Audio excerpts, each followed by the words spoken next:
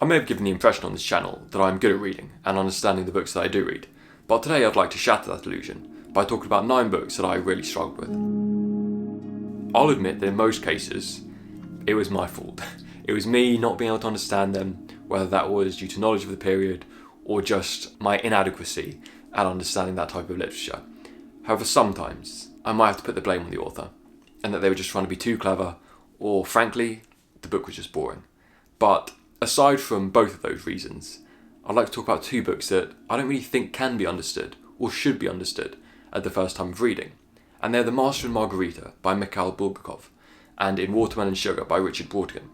And they're just so abstract and so surreal in the way that they're written, that when I was reading it, all I could follow was the plot, if I can call it a plot. They were basically a sequence of events, and you just had to accept them. You accepted the premise, and you just moved on, and tried to take whatever you could from the story. And in a sense, you could say that then they're bad books. They're overwritten, they're trying to be too clever. But there was just something about them. There was just something within them while I was reading that I thought, there's something here. And there is actually an interesting premise. It's just me who can't understand it, and I need to work into the subtext and try to really get at what the author was writing about. So I don't want to class them as bad books. I don't want to class them as being overwritten, because frankly, I'd love to go back to them, and I really want to revisit them and see what I get from a second time of reading. And to me, at least, if I do want to go back to it, if I do want to reread it, then that must be the sign of a good book. However, a book that I do think was very much overwritten and trying to be too clever is Sometimes a Great Notion by Ken Kesey. And it's a shame really, because I really enjoyed One Flew Over the Cuckoo's Nest. I think that was one of my favourite books that I've ever read, or any classic book. Yet his second novel is essentially an imitation of East of Eden by Steinbeck. The only problem is that Steinbeck does it way better. You have this story about 2 brothers who are separated, have a lot of animosity between them, and it ultimately ends with the complete fracturing of that relationship. And then it's set within this very winding narrative, which is jumping all over the place, going back into the past, exploring different characters' lives, and then really focusing around this Cain and Abel story between those 2 brothers. Very overtly a Cain and Abel story. And where Steinbeck triumphs, Ken Kesey just falls flat. And just reading it, I just didn't care. I didn't care for these extended, meandering metaphors. And it didn't feel as authentic, let's say, as One Flew Over the Cuckoo's Nest, although I hate that phraseology. But it really did. It felt fake. It felt as though that he was trying to create an East of Eden. And a lot of authors do that. There are a lot of authors who try and reproduce East of Eden unsuccessfully. And unfortunately, Sometimes a Great Notion, really didn't enjoy it. Maybe if I hadn't read East of Eden first, I would have enjoyed Sometimes a Great Notion. That's a possibility, and it would have been more novel to me and more fresh. But in comparison, and I didn't even read East of Eden recently, but it's just having that lingering memory of it, comparing it to Sometimes a Great Notion, really wasn't enjoyable. And it was a book that I forced myself to read and to push through it, and I really wish I hadn't. To be honest, I really wish I treated it like the Makioka Sisters, which was another book that I found incredibly boring, but I gave up after 250 pages. I'm not sure why I read 250 pages, about half the book, because nothing happened in that first half, and it wasn't even building to anything. So I can't see how anything happens in the second half, unless there's a really dramatic turn. It didn't seem like there was any purpose to the documentation of those events. It was almost that they wanted to write a book, there was nothing interesting to talk about, so that was it. I suppose in justification it could be an interesting insight into 1930s, 1940s Japan.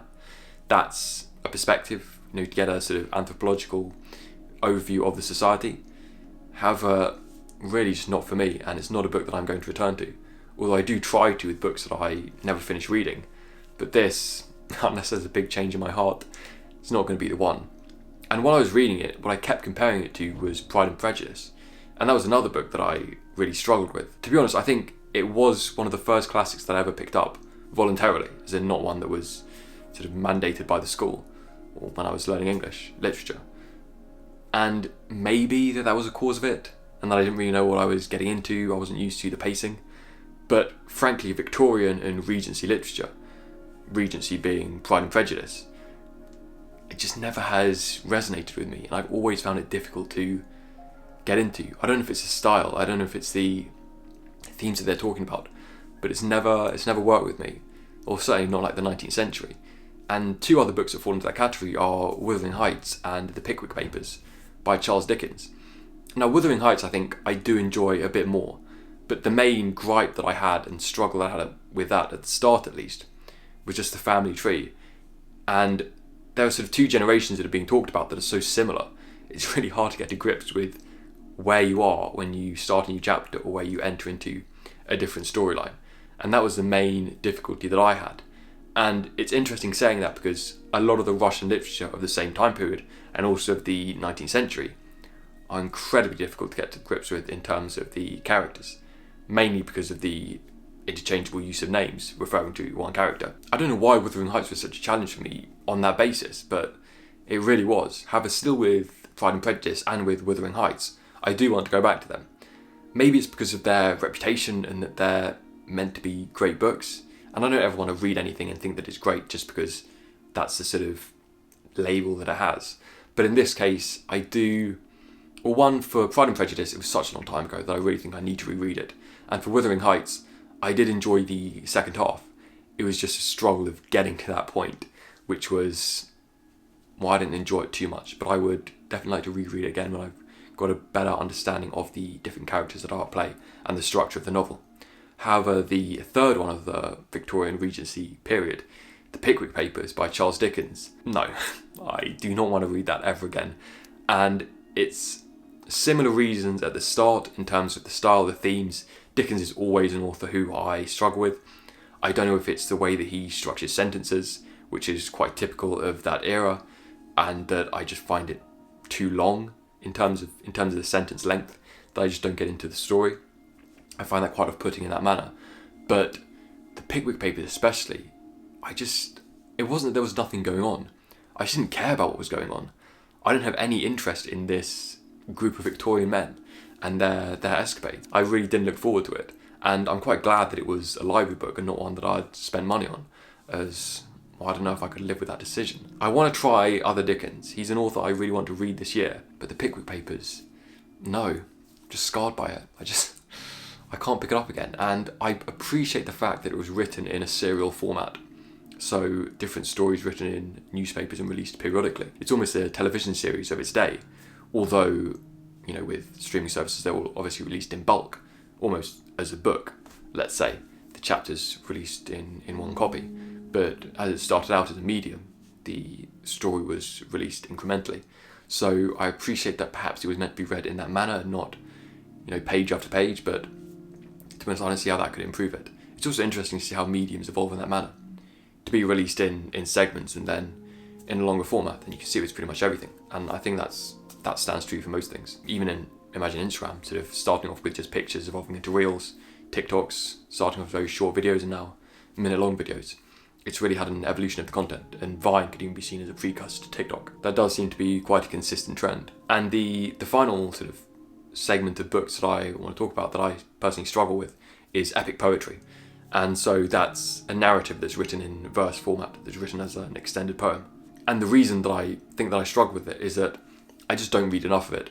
And every time I pick up a piece of narrative verse, so for example Paradise Lost or the Iliad, which are the two sort of main examples of me struggling with this sort of classification within literature, it's that I always take, 50 pages just to get to grips with what is going on and get used to the writing style, just because it's so different from prose.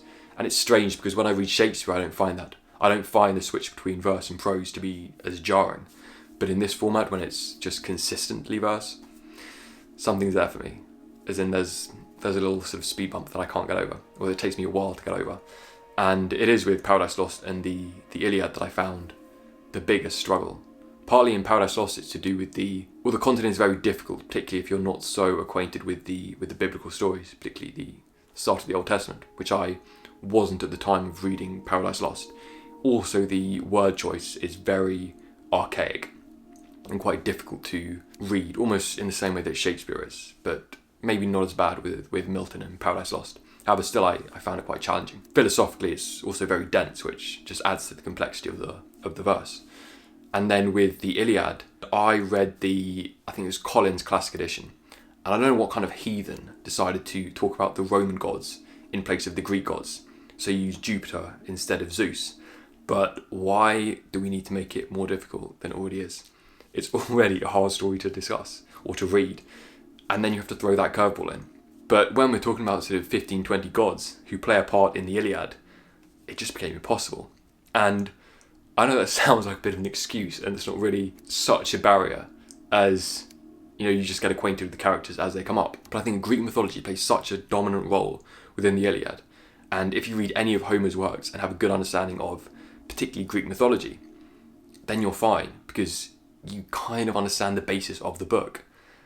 But when they take it completely out of left field and go with Roman mythology, I just didn't have a clue.